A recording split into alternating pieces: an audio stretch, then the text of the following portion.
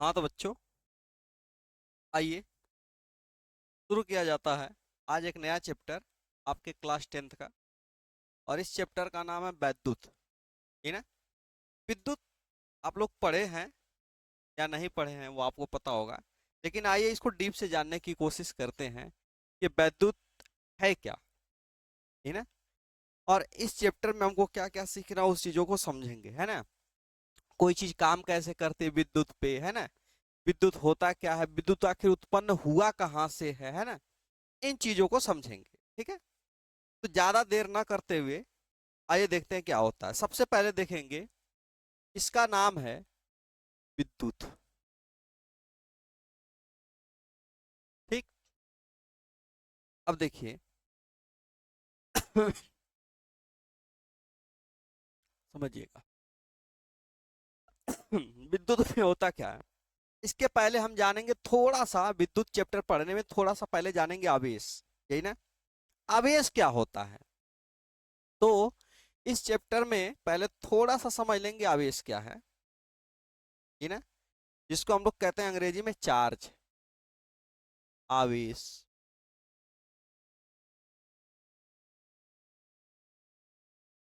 Charge. ये ना, charge की खोज खोज किसने की थी? Charles Augustin de Coulomb. ये ना। मैं हिंदी में नाम लिख दूं या अंग्रेजी में, जिसमें आप कहिए। लिख दे रहा हूं पहले अंग्रेजी में, है ना। चार्ज के बारे में बताया किसने था? Charles Augustin de Coulomb. है ना, का पूरा नाम है। आप जब भी लिखेंगे ज्यादातर जब आपको पढ़ाया जाता है तो पूरा नाम न लिखा करके बस सीधे सीधे कहा जाता है कि चार्ज की खोज किसने की थी? कुलाम्ब ने। सीधे लोग कहते हैं। और आप जानते हैं साइंस में जो भी वैज्ञानिक जिस चीज की खोज करता है वही उसका क्या हो जाता है? मात्रक हो जाता है ना। कहेंगे कैसे, है ना। तो फोर्स की खोज किसने की थी, बल की खोज किसने की थी? न्यूटन ने की थी। इसलिए बल का मात्रक भी क्या रखा जाता है? न्यूटन रखा जाता है। चार्ज की आवेश की खोज किसने की थी? गुलाम ने की थी। इसलिए इसका भी मात्रक क्या रखा जाता है? गुलाम रखा जाता है ना। केल्विन जो ताप होता है उसकी खोज किसने की थी? केल्विन ने की थी, उसका नाम केल्विन रखा जाता है ना। तो ज्यादातर मामलों में यही कंडीशन चलती है साइंस में कि जिस साइंटिस्ट ने जिस चीज की खोज करता है वो उसका अपना नाम दे देता है उसका मात्रक के रूप में। अच्छा, हमका ये बात है। ठीक है। तो आवेश का जो मात्रक है वो क्या हो जाएगा? गुलाम हो जाएगा, पहले ही समझ लीजिए। यही ना। अब कहेंगे आवेश ये तो मात्रक हो गया, लेकिन आवेश होता क्या है? ठीक। तो इसको समझेंगे। कुछ समय पहले, बहुत काफी समय पहले, है ना, कि एक साइंटिस्ट थे, या साइंटिस्ट ना करके ऐसा ही कह सकते हैं, लोग थे। वो क्या करते थे कि चीजों को रगड़ते थे जब ऐसे, तो इसमें क्या करते, रगड़ने के बाद देखते थे वो चिपक जाता था। ठीक ना। तो कहे कि आखिर क्यों चिपकता होगा। तो कई वैज्ञानिकों ने देखा, कोई कई डॉक्टरों ने देखा, लेकिन किसी ने इसका रीजन जो है प्रॉपर नहीं बताया। ठीक है। तो प्रॉपर रीजन किसने बताया था? गुलाम ने। तो होता क्या था, देखो, इसका एक उदाहरण मैं ऐसा बता रहा हूं जो आप देखते होंगे और जानते होंगे तो ज्यादा बेहतर समझ में आएगा। जैसे हम ले लेते हैं, जैसे बाल है, आप लोग कंघा करते होंगे, तो कंघा करते समय कुछ बाल टूट जाते हैं। तो जो बाल टूटते हैं स्पेशली देखेंगे दो बात होती है। पहला बात कि जो बाल टूटता है वो कंघे में ही चिपक जाता है। एक बात, अगर ये नहीं होता है तो उस कंघे को अगर छोटे छोटे कागज के टुकड़े के पास लेके जाओगे तो उसको भी आकर्षित करने लगता है। ये ना। तो क्या हो जाता है, उसमें चार्ज उत्पन्न हो जाता है। और यह क्या करता है? आकर्षित प्रतिकर्षित करने का काम करता है। अब कहेंगे चार्ज क्या है? यह, ये ना, कणों का, कणों का क्या है? एक प्रकार का, एक प्रकार की, प्रकार की प्रकृति है। प्रकृति मतलब इसका एक प्रकार का नेचर है, गुण है ना। तो अच्छा, ये क्या है? चार्ज, आवेश क्या है? छोटे छोटे कणों का एक एक गुण है। जो किसी को आकर्षित या प्रतिकर्षित कर सकते हैं। ये बात तो पहले भी लोग बता चुके थे, लेकिन कुलाम ने क्या बताया? उन्होंने बताया कि इसका गुण कितना है, यही ना। तो इसके पहले इन्होंने बताया कौन? इलेक्ट्रॉन का, है ना। इसको इलेक्ट्रॉन की थोड़ी सी पहले बात को समझिएगा, इससे भी थोड़ा सा पहले। जैसे आप सुने होंगे, पढ़े भी होंगे, पदार्थ, है ना। पदार्थ क्या होता है? एक ऐसा चीज, है ना, जो स्थान घेरता हो, जिसमें भार होता है, उसे क्या कहते हैं? पदार्थ कहते हैं। ठीक है। हम कहें पदार्थ किससे मिलके बना होता है? याद है? नहीं है। ये बना होता है अणु से। कौन? पदार्थ। अब अणु किससे मिलके बना होता है? ये बना होता है परम अणु से। परम अणु माने उससे भी छोटे कण से, यही ना। पदार्थ किससे बना होता है? कण से। उस कण को क्या कहते हैं? मालिक्यूल, अणु कहते हैं। अणु किससे मिलके बना होता है? परमाणु से। परमाणु भी किससे, किसी से मिलके बना होगा? ये बना होता है तीन चीज से, इलेक्ट्रॉन, प्रोटॉन और न्यूट्रॉन, यही ना। तो ये तीन चीजों से मिलकर बना होता है कौन? परमाणु। अच्छा, इसकी संरचना कैसी होती है? ये परमाणु है, ये। तो बीच में जो होते हैं न्यूट्रॉन प्लस प्रोटॉन दोनों होते हैं बीच में, जिसको, इसको हम लोग क्या कहते हैं? नाभिक कहते हैं।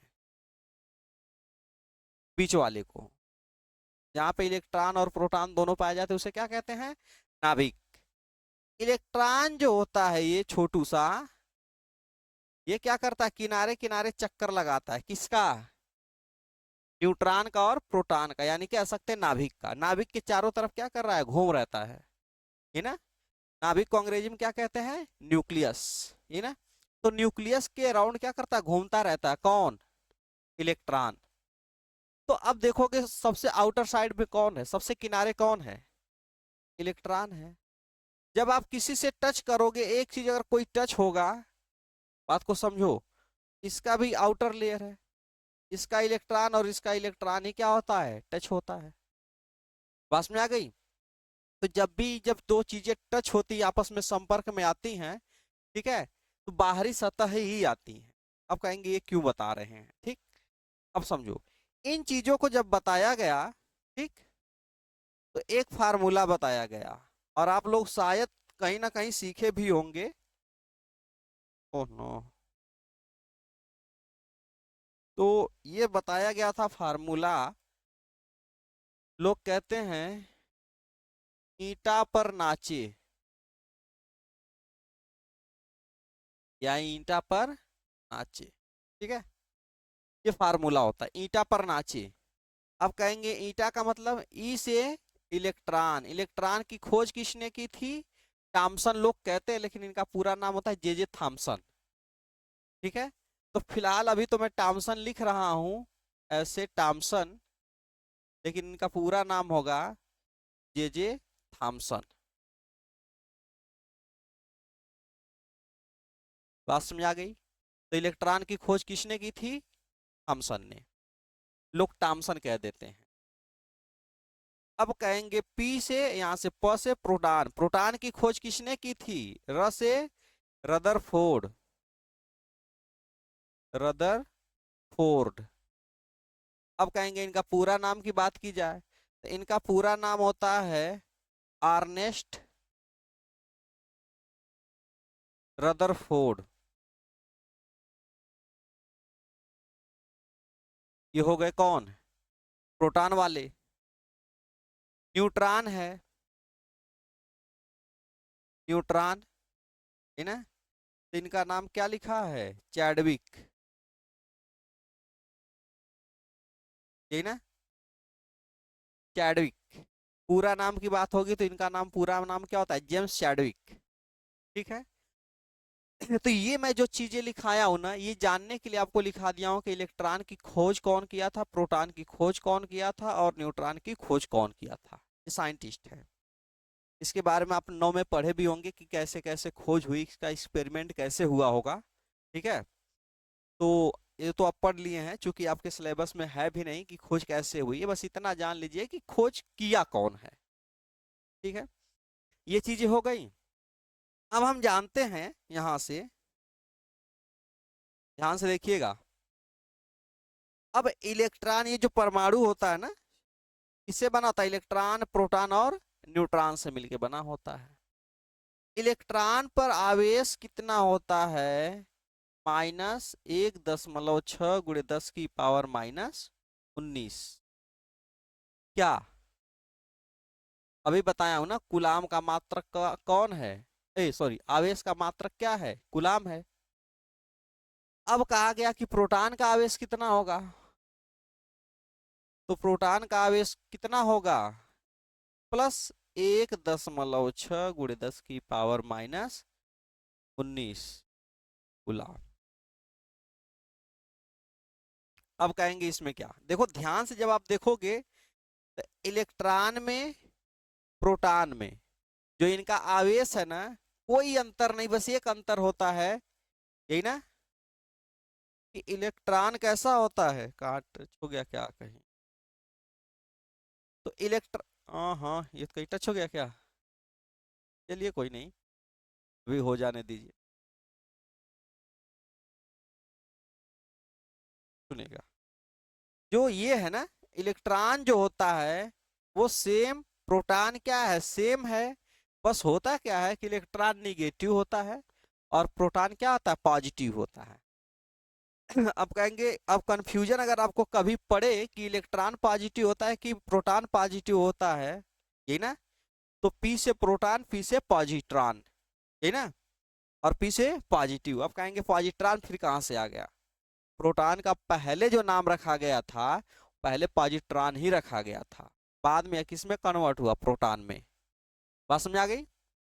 दोनों का आवेश क्या है, सेम है, बस इतना, पी यानी प्रोटॉन मतलब पॉजिट्रॉन, पॉजिट्रॉन माने धनात्मक। बात समझ आ गई?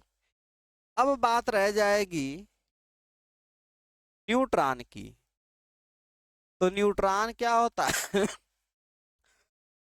चार्जलेस होता है, इस पे कोई आवेश नहीं होता है। अगर कभी पूछे कि आवेश यानी कि न्यूट्रॉन पे कितना आवेश होता है, तो कहेंगे कोई आवेश नहीं होता है। लेकिन ये मत सोचिएगा कि आवेश नहीं तो कोई काम नहीं करता है, बहुत काम करता है। ठीक है, ये प्रोटॉनों को बीच में बांध के रखता है, वो तो बात की कहानी है। यहां तक कोई दिक्कत तो आपको होगी नहीं। फिलहाल चलिए आगे चलते हैं। बात समझ आ गई? ये हमने समझ लिया। और जान लीजिए कि अब पूछेगा कि इलेक्ट्रॉन, प्रोटॉन को और न्यूट्रॉन को मूल कण क्यों कहते हैं, यही ना। एक आता है अंग्रेजी में, इसको कहते हैं फंडामेंटल पार्टिकल्स, यही ना। हो सकता है आपको क्वेश्चन बना दे कि मूल कण, मूल कण। तो मूल कण वो होता है जिसको और उससे छोटे भागों में डिवाइड नहीं किया जा सकता। बात समझ में आ रही है? मूल कण का मतलब यही होता है कि जिसको छोटे भागों में डिवाइड नहीं किया जा सकता, यही ना। अब कहेंगे कैसे? ठीक। जैसे मान लीजिए कोई पूछेगा कि जिला कैसे बना हुआ है, तहसीलों से मिलके बना हुआ है। तहसील किससे मिलके बनी है? गांव से मिलके बनी। गांव किससे मिलके बने? छोटे छोटे घरों से मिलके बने। घर कैसे मिले हैं? इंसानों से मिलके बने। अब इंसान किससे मिलके बना है? अब यहाँ बात खत्म हो गई। तो जो इंसान आया है ना, वो सबसे क्या हो गया, छोटा हो गया। अब इसको हम छोटा नहीं कर सकते, और जिसको हम छोटा नहीं कर सकते उसी को कहते हैं मूल कण। ठीक। तो जो इलेक्ट्रॉन प्रोटॉन है, ये किसी से मिलके नहीं बना होता है। ठीक, इसीलिए इसको मूल कण कहते हैं। अच्छा, एक चीज अब कहेंगे, सच में नहीं बना होता है? नहीं बना होता है। होता क्या है, इलेक्ट्रॉन भी मिलके बना होता है किससे? क्वार्क से। ठीक। लेकिन अभी जो क्वार्क के बारे में जो चल रही स्टडी, प्रॉपर अभी हुई नहीं है, इसलिए अभी इसको पढ़ाया नहीं जाता है। हाँ, इंटर इंटर में बता दिया जाता है, आपके सिलेबस में नहीं बताया जाता है। लेकिन ये जानिए कि प्रोटॉन और न्यूट्रॉन, इलेक्ट्रॉन भी किसी से मिलके बने होते हैं, उसको क्या कहते हैं, क्वार्क कहते हैं। क्वार्क भी दो टाइप्स के होते हैं, अप क्वार्क और डाउन क्वार्क, है ना। तो फिलहाल इनकी जरूरत आपको अभी है नहीं, बस ये मान के चलिए, ठीक ना, कि सबसे छोटा कण कौन है आपका, इलेक्ट्रॉन प्रोटॉन न्यूट्रॉन है। और उन इलेक्ट्रॉन प्रोटॉन न्यूट्रॉनों पे आवेश कितना होता है, यही ना, न्यूट्रॉन पे तो 0 हो गया, इसको भूल जाओ, काम खत्म होगा बेचारे का। इलेक्ट्रॉन पे जब कहेंगे तो 1.6 गुणे 10⁻⁻19, और कैसा, ऋणात्मक। आवेश का मात्रक कुलाम। कुलाम क्यों, क्योंकि इसकी आवेश की खोज किसने की थी, कुलाम ने। आवेश है क्या, कणों का एक नेचर है जिसके कारण वो एक दूसरे को आकर्षित या प्रतिकर्षित करने का काम करते हैं। ये उसका गुण है, जैसे हमारा गुण है ना, कभी कभी होता है लोगों का गुण। कुछ लोग बड़े गुस्सैल होते हैं, है ना, कुछ लोग बड़े हंसमुख होते हैं, है ना, कुछ लोग बड़े चिड़चिड़े होते हैं। तो उसी तरह ये इसका क्या है, गुण है। और यह गुण क्या करता है, आकर्षित प्रतिकर्षित करने का काम करता है। अब कोई पूछेगा ना जैसे आपसे कि वो गुस्सैल है तो कितना गुस्सैल है, तो उसकी कोई एक सीमा होगी ना, तो उस सीमा क्या है, उसका मात्रक है ना। तो ये पूछ रहा है ना कि उसका आवेश है, आवेश क्या, उसका गुण है आकर्षित प्रतिकर्षित करने का। कोई पूछेगा कितना आकर्षित प्रतिकर्षित करेगा, तो आप तुरंत बताइए कि 1.6 गुणे 10⁻⁻19 गुलाम आकर्षित या प्रतिकर्षित करेगा, है ना। तो कहेंगे गुलाम क्यों, क्यों गुलाम ने बताया था इतना होता है।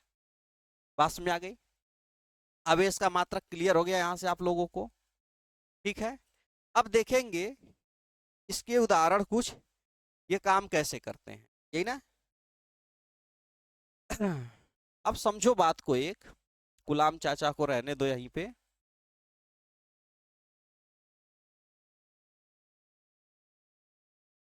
चलिए इसे भी मिटा देता हूं।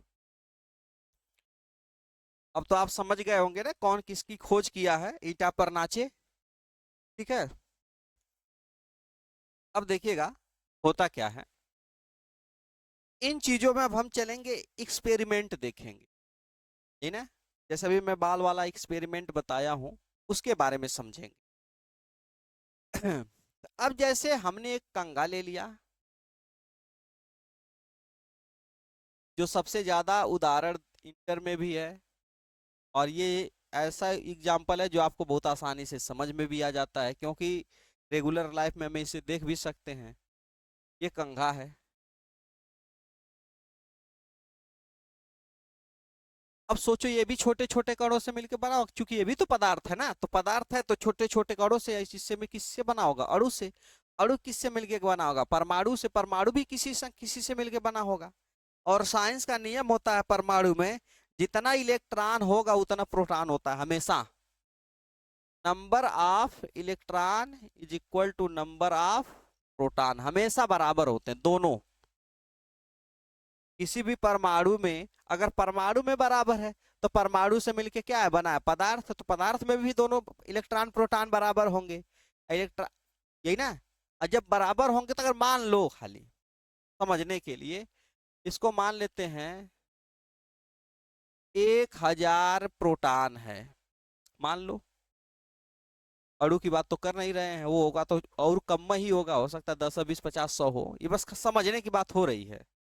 तो इसमें इलेक्ट्रॉन कितना होगा, 1000 इलेक्ट्रॉन भी होगा, क्योंकि दोनों हमेशा बराबर होते हैं किसी भी चीज में।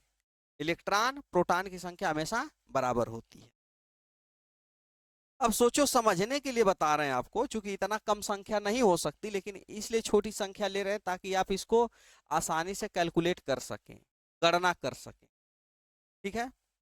तो जैसे हम लेते, मान लो बाल है, केस किंग का प्रचार देखे हो ना, ये वाला, ऐसे बाल है, ठीक है। इसको कहते हैं, यहाँ से नाम यहाँ नहीं लिखना, ये लिखा जा रहा है ना, हेयर, बाल। तो इसमें भी कितने होंगे, मान लीजिए 100 मान लेते हैं, 100 प्रोटॉन और 100 इलेक्ट्रॉन, इसमें भी बराबर होगा। कोई भी चीज है, अगर हम भी है ना, तो हमारे अंदर भी इलेक्ट्रॉन प्रोटॉनों की संख्या बराबर है। कोई भी चीज है उसमें इलेक्ट्रॉन प्रोटॉन की संख्या हमेशा बराबर रहती है, ठीक। ये क्या है, रगड़ने या टच कराने से पहले है। अच्छा, यदि आपस में रगड़ा जाए तो अगर आपस में दोनों को रगड़ देते हैं, ठीक, तो सोचो कि कुछ ना कुछ इलेक्ट्रॉन प्रोटॉन ट्रांसफर होंगे एक दूसरे से। भाई रगड़ोगे तो कुछ ना कुछ होगा ना। यही ना, जैसे आपके हाथ में मैल लग गई है, पसीना वसीना, तो हाथ पे रगड़ते हो तो इस स्किन की मैल छूट के हाथ पे लगती कि नहीं, थोड़ी बहुत लगती है, तो रगड़ने से होता है। अब सोचो कि जब रगड़ोगे तो ये मान लो कंघा की कहानी हो गई। कंघा, इस पे क्या हो जाएंगे, मान लो कि इस पे से कुछ इलेक्ट्रॉन इस पे चले गए। अब कहोगे इलेक्ट्रॉन क्यों? जब भी स्थानांतरित होता है, सोचो कि मान लो ये घर है, बीच में कौन है, न्यूट्रॉन है प्लस प्रोटॉन है। इलेक्ट्रॉन किनारे किनारे रखवाली कर रहा है। घर के बाहर कौन है, इलेक्ट्रॉन घूम रहा है। तो जब भी कहीं आना जाना होगा तो कौन आएगा जाएगा, या तो इलेक्ट्रॉन जाए या तो इलेक्ट्रॉन आए। ये दोनों क्यों नहीं जाते हैं? क्योंकि केंद्र में होते, एकदम बीचों बीच बैठे होते, घर में छुपे होते हैं ये सब। तो जब भी आएगा एक पदार्थ से दूसरे में आए और चाहे जाए, आने जाने का काम कौन करेगा, इलेक्ट्रॉन। प्रोटॉन और न्यूट्रॉन गलती से भी एक पदार्थ में दूसरे पदार्थ में नहीं जाते हैं। बात समझ में आई? कभी नहीं जाते हैं। तो कंघे पे मान लो कि कुछ इलेक्ट्रॉन इसमें चले गए, यही ना। तो रगड़ने के बाद क्या होगा, इसमें जब ध्यान से, अच्छा देखो, एक इलेक्ट्रॉन एक प्रोटॉन, दोनों का आवेश क्या है, अभी लिखे थे ना, बराबर है। अरे याद नहीं होगा, मैं आपको बता दूं इधर।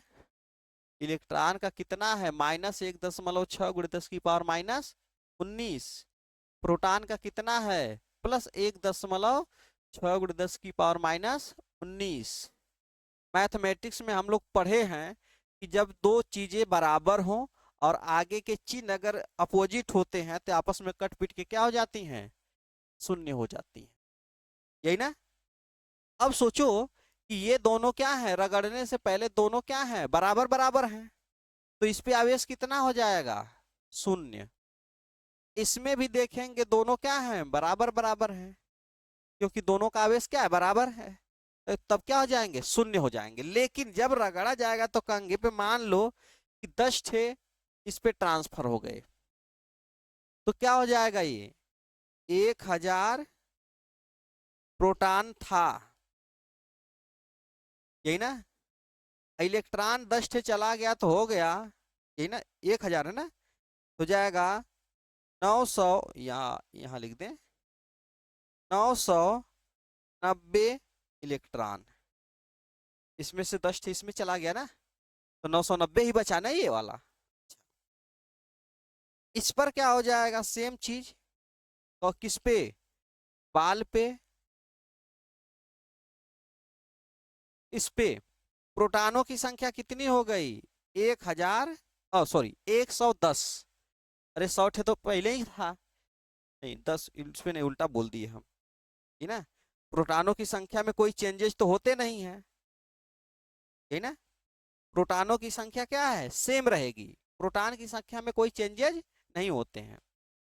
अब इलेक्ट्रॉनों की संख्या क्या हो गई, 110, 100 क्या हो गए, 10 हो गए। और संख्या किसकी चेंज होती है, जब भी संख्या चेंज होगी तो इलेक्ट्रॉनों की होगी, प्रोटॉनों की नहीं होगी। क्यों नहीं होगी, क्योंकि इलेक्ट्रॉन, प्रोटॉन, न्यूट्रॉन में सिर्फ इलेक्ट्रॉन ही एक स्थान से दूसरे स्थान को मूव करता है। क्यों करता है, क्योंकि वही क्या है, आउटर से है। बाकी सब बीच में क्या आराम कर रहे हैं। बात समझ आ गई? अच्छा, हमने कहा कि ठीक है। तो रगड़ने के बाद जब आपने ऐसे बना ही लिया है, ठीक है, मैं इसकी साइज को छोटा कर दूं, समझिएगा। अब समझो, अब क्या हो जाएगा, जब हम एक दूसरे से कैंसिल करेंगे, हम जानते एक प्रोटॉन एक न्यूट्रॉन को क्या करता है, कैंसिल करता है उसके चार्ज को, ये ना न्यूट्रल करता है। कैंसिल ना करके उसको न्यूट्रल कहिए, अच्छा लगेगा, है ना। जब न्यूट्रल करेगा तो इसमें से जब एक दूसरे को न्यूट्रल करेंगे तब भी जानते हो कितना बच जाएगा, 10 प्रोटॉन बचेगा। और इसमें क्या बचेगा, 10 ठे इलेक्ट्रॉन बचेगा। बात समझेगा आएगी? यानी कि कंगे पे कितना बचा, 10 प्रोटॉन और उस पे 10 इलेक्ट्रॉन। इस पे अब सोचो होता क्या है, जिसमें इलेक्ट्रॉन जाता है, ये ना, चाहे जिसमें से जाता है, हमको इस बात की कोई जरूरत नहीं पहले कितना थे कितना है, वो सब भूल जाओ। बस खाली हमेशा याद रखना कि एक दूसरे से गए कितने हैं। देखो बाकी सब तो एक दूसरे से कैंसिल कर देंगे, तो गया कट है 10 थे, 10 का ही हमें आवेश बनेगा। पूरे का हमको लेके चलना ही नहीं होता, क्योंकि पहले बाकी सब क्या करते हैं, एक दूसरे को न्यूट्रलाइज कर देते हैं, उदासीन कर देते हैं। जो बचता है, जितने ट्रांसफर होते हैं, उन्हीं का मान निकालना होता है। अब सोचो कि 10 प्रोटॉन का आवेश कितना होगा, अच्छा 10, और एक प्रोटॉन का होता है 1.6 गुणे 10 की पावर माइनस 19। तो ये कितना हो जाएगा, ये 10 खत्म हो जाएगा, लिखेंगे 16 गुणे 10 की पावर माइनस 19 क्या कूलाम। प्रोटॉन है तो क्या होगा प्लस, इसका है तो 10 गुणे 1.6 गुणे 10 की पावर माइनस 19 कूलाम। ये 0.0 से कैंसिल हो जाएगा, तो 16 गुणे 10 की पावर माइनस 19 कूलाम। और ये कैसा हो जाएगा, माइनस हो जाएगा। यहाँ से हमेशा याद रखना कि आवेश हमें उतना ही निकालना होता है जितने एक से दूसरे पे जाते हैं। एक ठीक, बाकी 100 थे 50 थे वो सब भूल जाओ, उनका कोई मतलब नहीं निकलता, क्योंकि बाकी सब एक दूसरे को उदासीन करने में ही आपस में लड़ भिड़ के खत्म हो जाते हैं। एक बात देखो, जिस पे से इलेक्ट्रॉन जाता है, जिस पर से, उस पे क्या आता है प्लस आवेश, और जिसमें जाता है वो कैसा बनता है, निगेटिव बनता है। बात समझ आ गई? अब हम कहेंगे जैसे हमारा ये फोन है, हमने कहा कि इसमें से 100 इलेक्ट्रॉन निकल गए, इसमें से निकल के कहीं चले गए, तो इस पे कौन सा चार्ज आएगा, प्लस, क्योंकि जिसमें से निकलेंगे उस पे प्लस। मान लो कि निकल के आया कहाँ पे है, इस रिमोट बॉक्स पे आ गया, इस पे, तो अगर इलेक्ट्रॉन इस पे आया तो कितना आया होगा, या इस पे आया है तो कौन सा आया होगा, निगेटिव। जिस पे जाता है वो क्या होता है, निगेटिव। अच्छा पूछेंगे इस पर कितना आया है, तो इस पर भी उतना ही आवेश होगा जितना उस फोन पे होगा। बस अंतर ये है कि इसमें अगर निगेटिव है तो उस पे पॉजिटिव होगा। बात समझ आ गई? दूसरी बात, निगेटिव और पॉजिटिव हमेशा एक दूसरे को क्या करते हैं, आकर्षित करते हैं। यही कारण होता है कि जब हम कंघा लगाते हैं बाल में, तो जो बाल टूट जाते हैं वो कंघे पे ज्यादा चपकते हैं, क्योंकि एक में क्या है प्लस हो जाता है और एक में माइनस हो जाता है, उसी कारण चिपक जाता है। बात यहां तक समझ में आ गई? अब सोचो, यहीं से फार्मूला हम लोग बनाएंगे अच्छा सा, जो बहुत आपके काम में आता है। अब वो फार्मूला ये है, ठीक है, ये तो हमेशा याद रखना कि इलेक्ट्रॉन प्रोटॉन की संख्या हमेशा पहले बराबर होती है, रगड़ देने के बाद बराबर नहीं होती। रगड़ने से पहले हमेशा हर चीज में इलेक्ट्रॉन प्रोटॉन की संख्या क्या होती, बराबर होती है।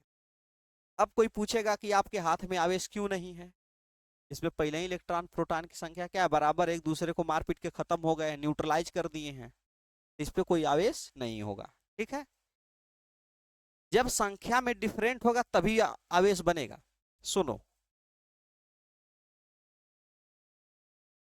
ध्यान से, हम जानते हैं कि अगर हमारे पास आवेश आवेश बराबर मान लो, यही ना, या कुल लिखेंगे, कुल आवेश, ठीक है, या ये, तो अगर मान लो हमारे पास दो इलेक्ट्रॉन है, ठीक ना, तो क्या लिखेंगे, 2 × 1.6 × 10 की पावर माइनस 19 लिख सकते हैं। तो क्या हो जाएगा, कुल आवेश निकल जाएगा। अगर 5 इलेक्ट्रॉन हो गया तो क्या करोगे, 5 से गुणा कर दोगे, तो कुल आवेश कितना बनेगा, कुल आवेश, तो कहोगे 5 × 1.6 × 10 की पावर माइनस 19। अब कहोगे 100 रहेगा तो क्या करोगे, तो कुल आवेश कितने का हो जाएगा, कुल आवेश 100 × 1.6 × 10 की पावर माइनस 19, यही ना, जितना इलेक्ट्रॉन रहेगा उसमें उसी से कितना, इससे क्या कर देंगे, हर बार गुणा कर देंगे।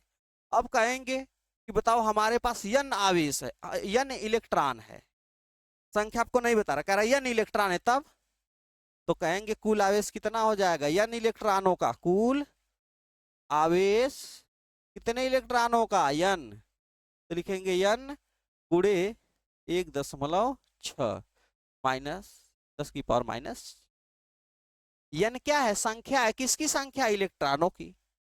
अच्छा चाहो तो अगर इलेक्ट्रॉनों की संख्या नहीं तो प्रोटॉनों की भी संख्या रख सकते हो, मान वही आएगा। बस आपको ध्यान रखना कि प्लस माइनस का, प्रोटॉन का आवेश रहेगा तो प्लस में, इलेक्ट्रॉन का आवेश रहेगा तो माइनस में, एक बात। नहीं तो जिसमें आवेश जाएगा वो माइनस में रहेगा, जिससे जाएगा वो प्लस में रहेगा।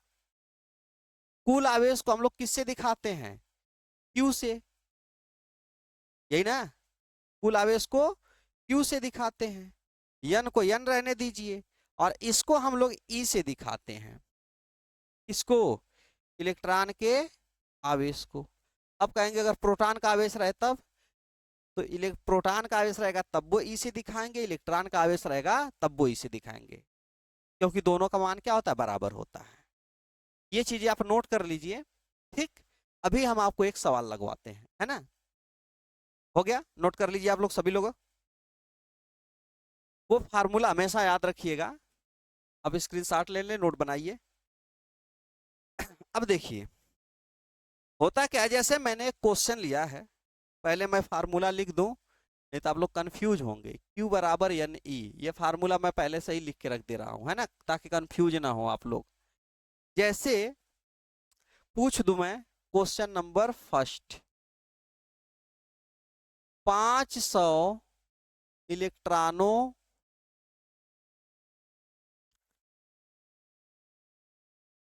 इलेक्ट्रॉनों का आवेश कितना होगा,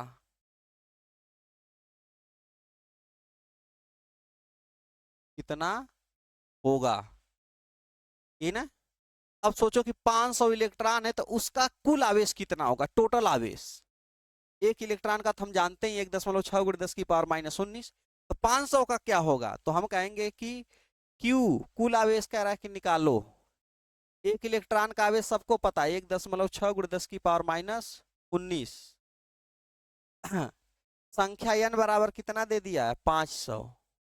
अच्छा इसमें जो दिया रहता है वो भी निकाल लेते हैं, जो नहीं दिया रहता है उसको क्वेश्चन मार्क से लिख लेते हैं। कहता है कोई एक ऐसा फार्मूला बताओ जिसमें तीनों हो आगे वाली, तो क्या बनेगा, Q बराबर एन ई, जिसको निकालना उसको एक तरफ, बाकी सबको एक तरफ, तो Q निकालना है, Q को Q रहने दीजिए, n का मान 500 गुणे 1.6 × 10⁻⁻19।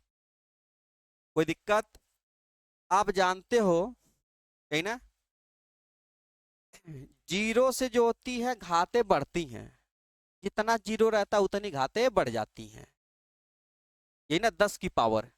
अब कहोगे ये बात तो नहीं समझ में आई, तो Q बराबर हो जाएगा, समझो 5 को 5 रहने दो, गुणे 1.6 रहने दो, और गुणे 10⁻⁻19 था।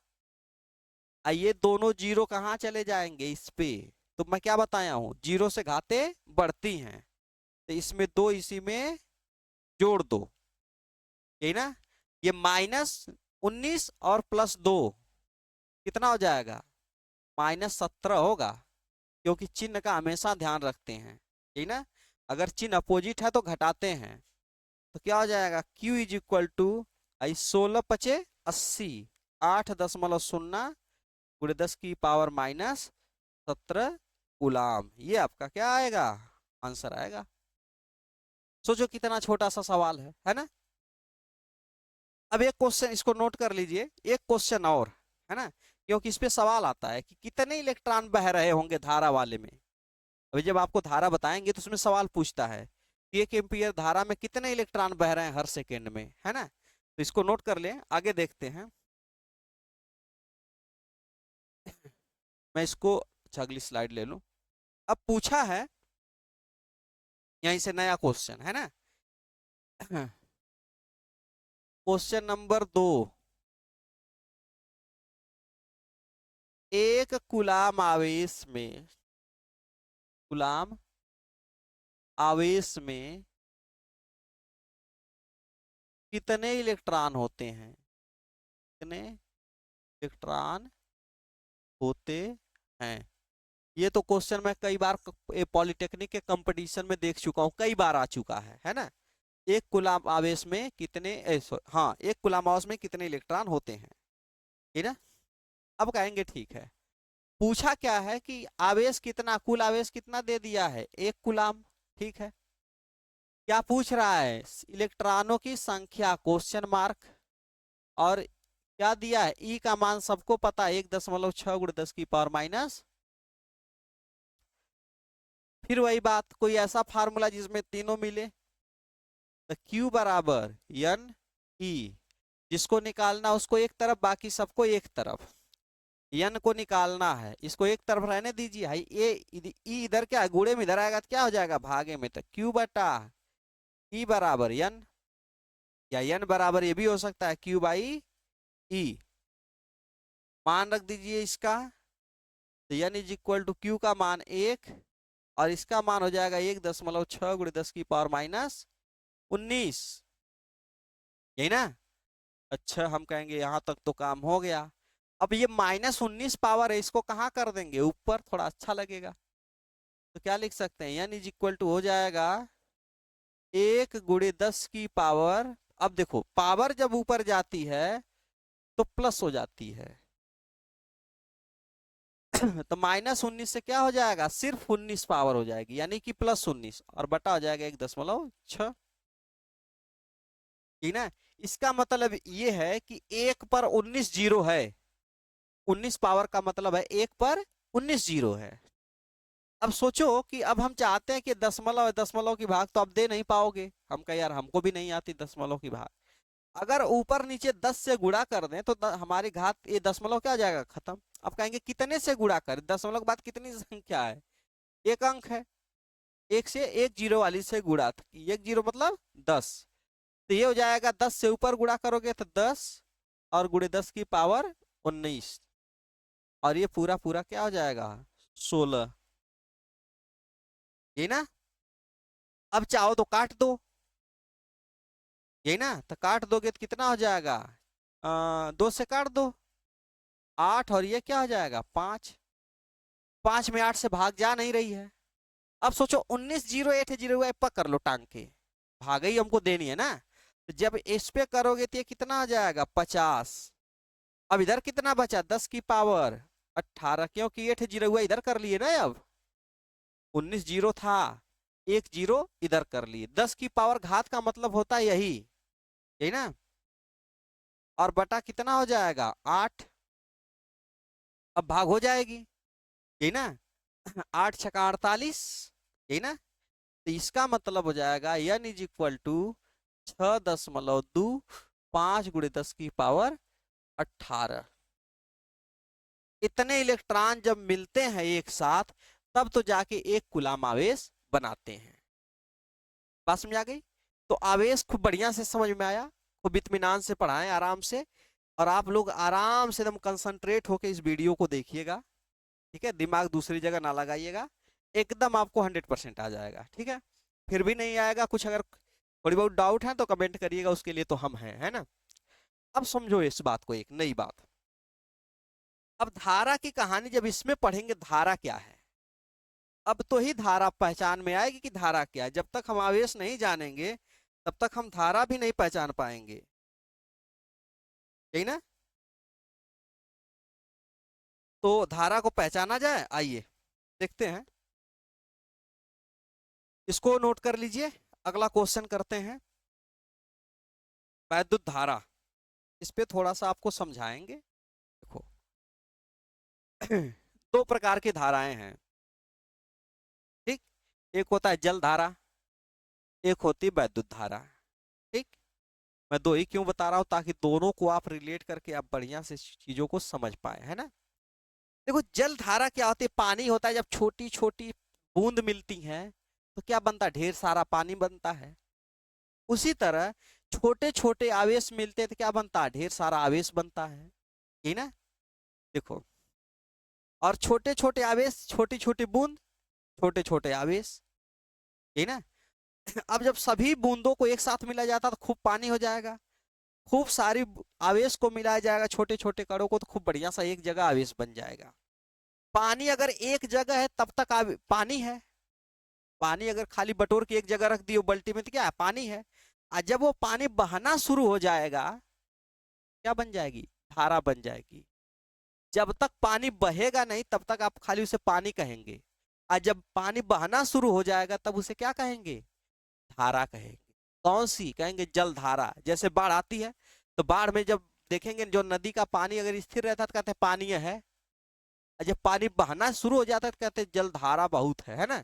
जितना तेज पानी बहेगा, यही ना, यानी कि जितना कम समय में ज्यादा पानी बहेगा उसे कहेंगे धारा बहुत अधिक है। उसी तरह आवेश जब एक जगह है तब तक तो आवेश है, और जब आवेश अगर बहना शुरू कर दिया तब उसे क्या कहेंगे, धारा कहेंगे। क्या कहेंगे, धारा। लेकिन अब इसे जल धारा तो कहेंगे नहीं, ये वैद्युत की बात हम लोग कर रहे हैं, क्योंकि वो वैद्युत आवेश था। जब वैद्युत आवेश बहेगा तो इस धारा को हम लोग क्या कहेंगे, धारा ना कहकर अगर वैद्युत धारा कहें तो बड़ा अच्छा लगेगा, है ना। तो समझो बात को। अब यहां से क्वेश्चन बनता है, वैद्युत धारा, यही ना, एकांक समय में, एकांक समय। अब कहेंगे एकांक समय का मतलब क्या होता है, यूनिट समय में, यूनिट। अब कहेंगे यूनिट का मतलब क्या है। यूनिट का मतलब ये होता है, ठीक है, कि जब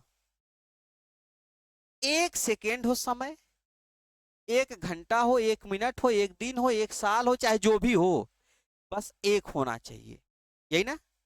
एक समय में, एक मिनट में, एक सेकेंड में, एक घंटा में, एक दिन में, चाहे कुछ भी, उसी को कहते हैं एकांक समय। एकांक समय, दो बार हो गया। एकांक समय में प्रवाहित, यही ना, प्रवाहित माने बहने वाले, प्रवाहित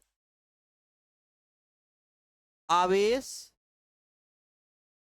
की मात्रा को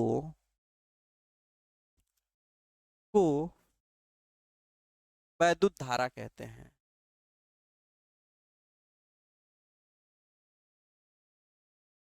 धारा कहते, बात समझ आ गई। जब आवेश एक जगह था तो ठीक है, बहाना शुरू कर दिया तो धारा हो गई। जितना कम समय में ज्यादा बहेगा उतना ज्यादा वैद्युत धारा। अच्छा, इसे किससे दिखाते हैं, इसे आई से प्रदर्शित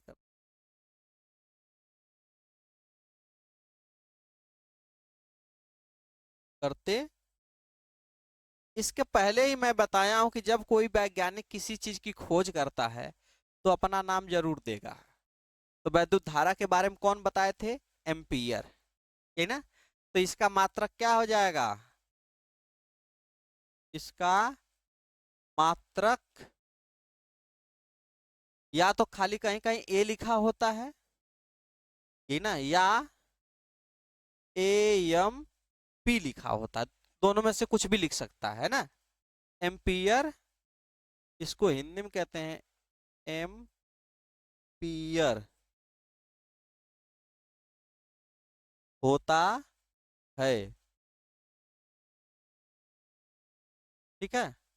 तो इसका मात्रक क्या होता है, एम्पियर होता है, किसका, वैद्युत धारा का। अब कहेंगे यार ये तो बात समझ में आ गई, एक आध न्यूमेरिकल लग जाए इस पे तो बढ़िया हो जाता है ना, मजबूत काम हो जाता। ठीक है, ये तो हमारी डिफिनेशन हो गई। एकांक समय में, एक मिनट में जितना आवेश बहेगा वही उसकी धारा हो गई। क्वेश्चन देख लीजिए। क्वेश्चन मान लीजिए फर्स्ट कर देते हैं, ठीक।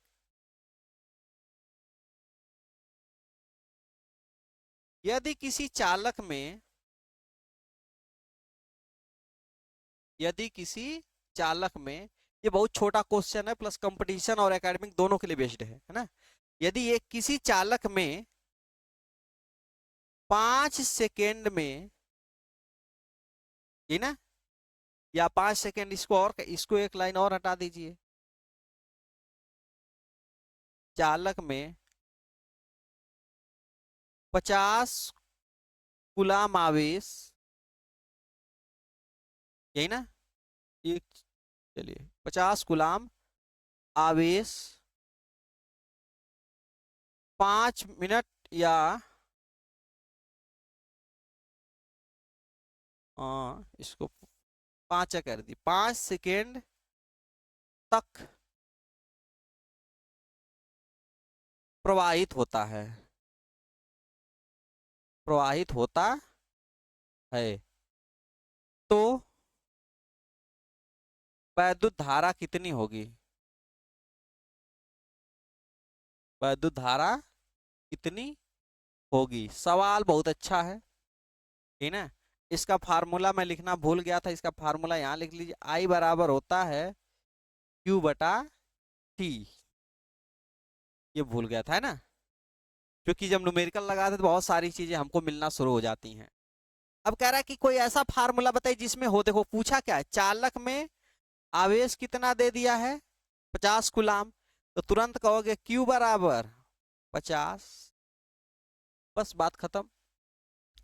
अच्छा, कह रहा है कि कितना समय कितना दे दिया है, T बराबर 5 सेकेंड। कह रहा है कि प्रवाहित होता धारा कितनी होगी, तो कह रहा आई कितना होगा, तो कह रहा हमको नहीं पता, निकालना है। कोई ऐसा फार्मूला बताओ जिसमें तीनों हो, तीनों, ठीक है, लिखे हैं। अब देखो, ऐसा फार्मूला जिसमें ये भी हो, ये भी हो, ये भी हो, तो क्या फार्मूला बताएं, ये भी है, ये भी है, ये भी है। तुरंत लिखो कि I is equal to Q by T.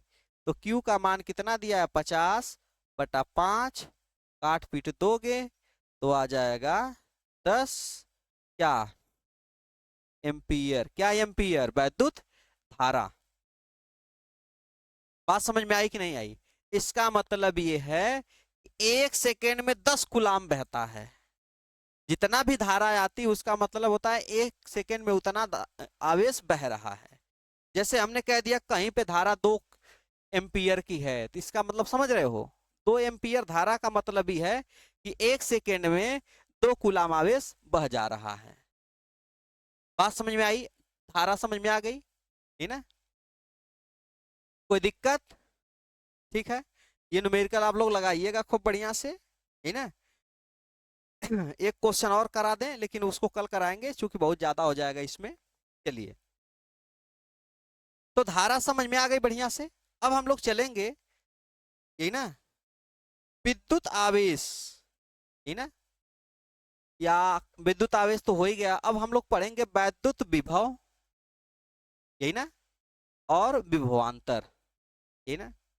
तो बेटा, विभव क्या होता है, किसी पॉइंट पे, यही ना, पहुंचने के लिए कोई इलेक्ट्रॉन कितना अपनी एनर्जी लगाता है ना, पोटेंशियल एनर्जी, उसी को क्या कहते हैं, विभव कहते हैं।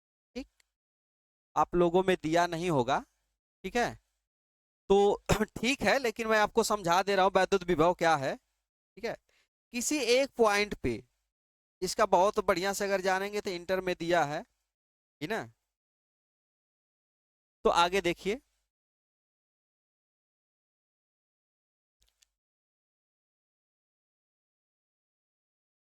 वैद्युत विभव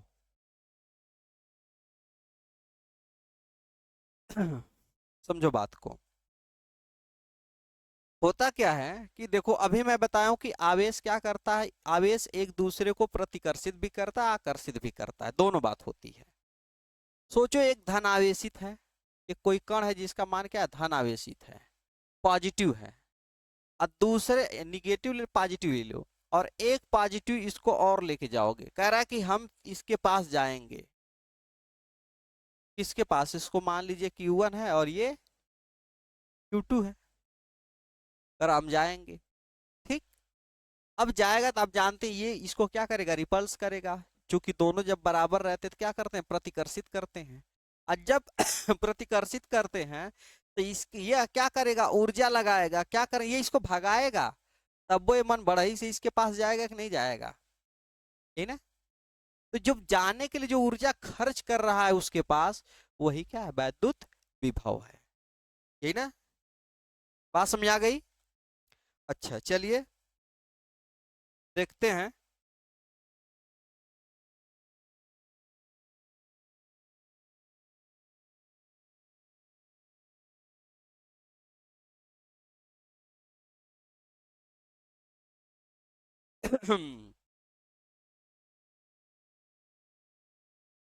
ठीक है।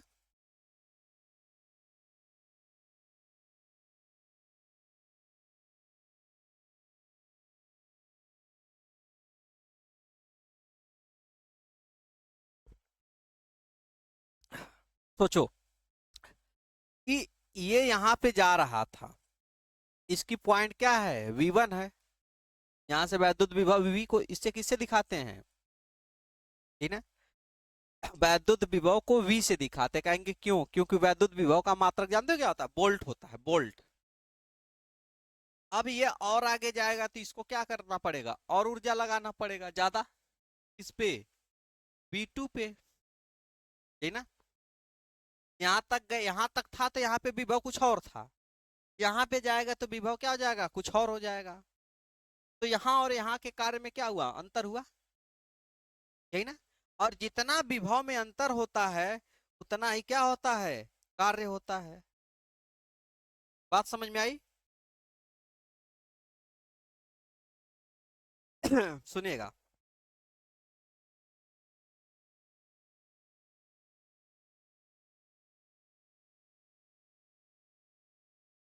इसको यहाँ डाल दूं तो ध्यान से सुनिए।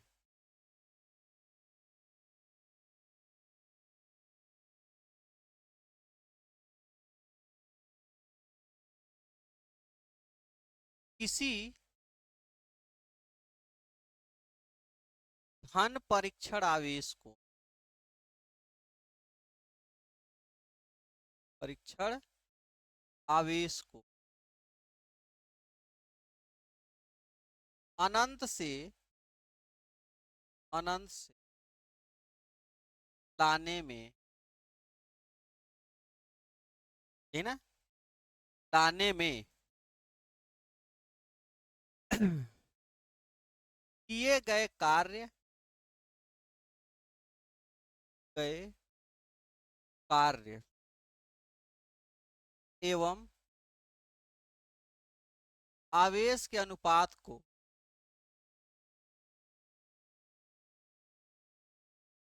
बात को क्या कहते हैं, विभव कहते हैं। और बात समझ में आई? अब कहेंगे कैसे, जैसे V बराबर मैं लिखा हूं, विभव बराबर क्या होता है, कार्य कितना किया गया है, W, आवेश कितना है, आवेश को कितना दिखाते हैं, ठीक ना। तो होता क्या, आवेश सॉरी, कार्य बटा आवेश को क्या कहते हैं, वैद्युत विभव। अगर आपका दिल करे तो इसका मात्रक वोल्ट लिख लीजिए, इसका मात्रक विभव का। और नहीं मन कर रहा है तो लिखिए क्या, इसको लिख सकते हैं W, यानी कार्य का मात्रक क्या होता है, जूल, आवेश का मात्रक कूलाम। पेपर में भुलवाने के लिए दोनों दे सकता है, कह रहा है कि अगर ये क्या करेगा, आप वोल्ट जानते हैं, बुलवा के कह देगा जूल प्रति सेक ए गुलाम दे दिया, तो कहेंगे ये तो हम पढ़े ही नहीं थे, है ना। तो हमेशा याद रखिएगा दोनों हो सकता है, ठीक। तो अब बात समझ आई, विभव क्या है, किसी भी बिंदु पर, है ना, किसी भी बिंदु पर धन परीक्षण आवेश कितना कार्य कर रहा है और बटा उसका आवेश कितना है, वही क्या हो जाएगा, वोल्ट हो जाएगा। बस में आ गई, कहीं भी, जैसे ये यहां से यहां तक यहां पर है, तो यहां पर रहने के लिए इसने कितना कार्य किया है, 50 किया है। इसका आवेश है कितना, 20 है, ठीक ना। 20 जूल कुलाम आवेश को यहाँ पे रहने के लिए 50 जूल का कार्य करना पड़ता, भाग दे दो, जीरो से जीरो खत्म, 2.5 क्या, वोल्ट, क्या हो जाएगा इसका, विभव हो जाएगा। पास में आ गई। यहाँ तक कोई दिक्कत नहीं ना? अच्छा, ये तो हो गया विभव। अब सोचो, जब विभव आपको पता चल गया तो विभवांतर क्या होता है? नाम से ही जान जाओगे खुद। विभवांतर, यही ना? विभवांतर नाम ही शब्द बता रहा है, इसको कहते हैं पोटेंशियल डिफरेंस, है ना? एक विभव यहाँ पे है, एक विभव यहाँ पे है, दो जगह है। अब सोचो कि मान लो हम यहाँ धनावेश रखे यहाँ पे, खूब बढ़िया सब, ये यहाँ पे यहाँ दूरे है, दूर पे है, तो इसको यहाँ पे रहने के लिए कम कार्य करना पड़ेगा, तो W/, क्या होगा, Q। थोड़ा कम काम किया, मान लो कि 50 जूल कर दिया, यहाँ पे पास में चला गया तो यहाँ पे प्रतिकर्षण क्या हो रहा है, ज्यादा हो रहा है, कर सब भगा रहे, भागो भागो यहाँ से, लेकिन फिर भी ये यहाँ पे टिका हुआ है, कर हम रहेंगे, तो जाहिर सी बात है ज्यादा काम किया होगा। तो कितना काम किया होगा, 70 जूल, यही ना? तो दोनों के बीच का अंतर कितने का हुआ, यहाँ और यहाँ के बीच का अंतर कितना हो गया, 20। यही क्या हो जाएगा, है ना? तो दो बिंदुओं के विभव के बीच में होने वाले अंतर को क्या कहते हैं, विभवांतर कहते हैं। बस में आ गई? तो विभव, विभवांतर, आवेश, वैद्युत, है ना, धारा, खूब बढ़िया से हमने समझा। इस पे आपको कल न्यूमेरिकल भी लगवाएंगे, ठीक है? तो कल के लिए, आज के लिए इतना ही, बाकी हम लोग कल पढ़ते हैं, जो भी लेक्चर रहेगा इसके आगे बात को बढ़ाएंगे, प्लस खूब बढ़िया से न्यूमेरिकल लगवाएंगे, ठीक है? नोट कर लीजिए, नोट बना लीजिए।